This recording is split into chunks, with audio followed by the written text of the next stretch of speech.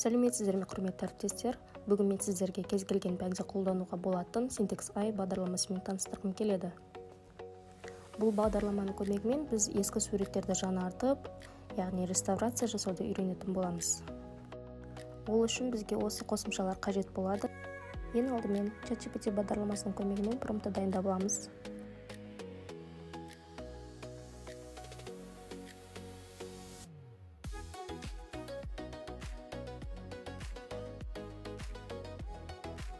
Дайын болған промптты өзімізге сақтап аламыз.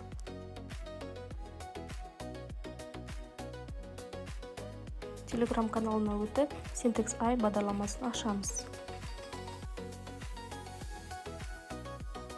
Меню батырмасын басып, дизайн дегенді таңдаймыз. Және де Nano Banana Pro деген сілтемені басамыз.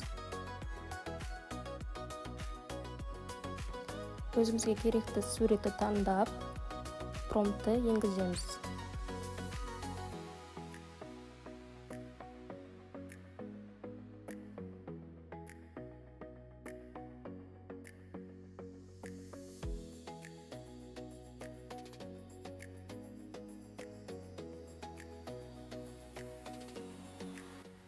Нәтижесінде бізде осындай сурет пайда болды.